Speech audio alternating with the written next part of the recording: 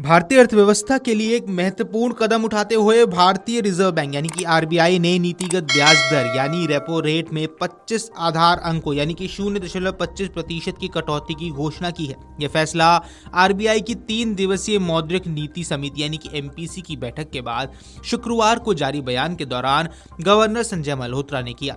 विशेषज्ञों ने पहले अनुमान जताया था कि खुदरा महंगाई में तेजी से गिरावट और वित्तीय स्थिरता के बेहतर संकेतों के बीच आरबीआई दरों में कमी कर सकता है। इसी के अनुरूप रेपो रेट को 5.5% से घटाकर 5.25% कर दिया गया है। अच्छी बात यह है कि एमपीसी के सभी 6 सदस्य इस प्रस्ताव पर सहमत थे, जो आर्थिक दृष्टिकोण को लेकर एक समान विचारधारा का संकेत देते हैं। पिछले कुछ महीनों से भारत में खुदरा मुद्रास्फीति लगातार घट रही है। यह आरबीआई के आरामदायक दायरे यानी कि 2 से 6% में बनी हुई है। विशेषज्ञों का कहना है कि जबकि आर्थिक विकास दर मजबूत है, खुदरा महंगाई में गिरावट ने ब्याज दरों में राहत देने की अतिरिक्त गुंजाइश अब पैदा कर दी है।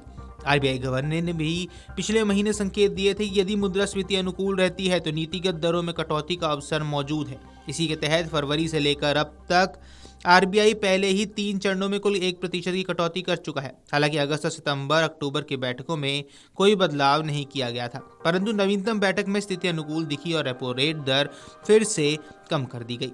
गवर्नर संजय मल्होत्रा ने कहा कि विकास की गति को बढ़ावा देने और उधार लेने की लागत को कम करने के लिए फैसला आवश्यक था। रेपो रेट में गिरावट का आम उपभोक्ताओं पर सीधा असर पड़ता है। The MPC met on the 3rd, 4th and 5th of December to deliberate and decide on the policy repo rate.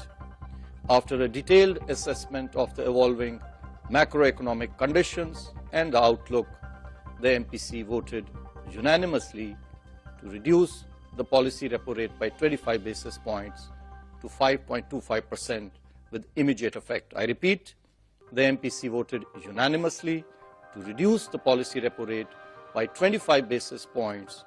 दरअसल रेपो रेट कम होने का मतलब है कि बैंक अब आरबीआई से कम ब्याज दर पर पैसा उधार लेगा। इसका सीधा प्रभाव होता है कि बैंक अपने ग्राहकों को कम ब्याज दर पर लोन उपलब्ध करवाता है। इससे गृह ऋण यानी कि home loan, car loan, personal loan, business loan सब पर सकारात्मक प्रभाव पड़ा है।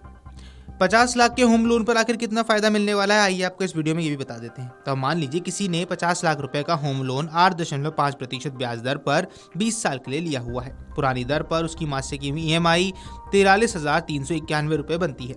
जब रेपो रेट घटने के बाद बैंक ब्याज दर को 8.25% करता है तो नई ईएमआई घटकर 42,603 रुपए ही रह जाती है। इस आधार पर महीने में बचत 788 रुपए, साल भर में बचत 9,456 रुपए होती है और ये बचत लंबी अवधि में घर खरीदने के लिए एक बड़े वित्तीय आराम में बदल देती है। आइए ऐसे में अब समझते हैं कि यदि किसी ने 5 लाख रुपए का कार लोन 12% ब्याज दर पर लिया है तो पुरानी ईएमआई 11,282 रुपए होती है। अब यदि ब्याज दर में 0.25% की कमी की घोषणा होती है तो नई ईएमआई घटकर 11,149 रुपए हो जाएगी। इसी तरह कार लोन पर महीने में बचत 133 रुपए, साल भर में बचत 1,596 रुपए है। यदि रेपो रेट में मामूली कटौती भी कार खरीदारों के लिए सीधी बचत का रास्ता खोल देती है। आर्थिक मोर्चे पर इसका व्यापक प्रभाव है। दरअसल रेपो रेट में कमी से न सिर्फ उपभोक्ताओं को राहत मिलती है बल्कि अर्थव्यवस्था भी सकारात्मक लहर पैदा होती है। इसके कुछ बड़े प्रभाव है, जैसे कि कर्जा सस्ता होने से मांग बढ़ेगी। सस्ता लोन मिलने से लोग घर खरीदने, कार लेने, बिजनेस बढ़ने जैसे फैसलों की ओर तेजी से कदम पड़ेंगे। इससे बाजार में मांग बढ़ती है और आर्थिक गतिविधियां तेज होती हैं। दूसरा, उद्योगों को लाभ मिलना। कंपनियों के लिए भी बैंक लोन सस्ता हो जाएगा, इससे निवेश बढ़ेगा। छोटे और मझले उद्योग यानी कि एमएसएमई को राहत मिलेगी। तीसरा है रियल एस्टेट सेक्टर को सहारा। दरअसल रेपो रेट कम होने का सबसे सीधा फायदा रियल एस्टेट उद्योग को मिलता है। होम लोन सस्ता होने से लोग नए घर खरीदने की ओर प्रोत्साहित होते हैं, जिससे सेक्टर और ज्यादा तेजी पकड़ता है। Video desk अमरुजाला.com।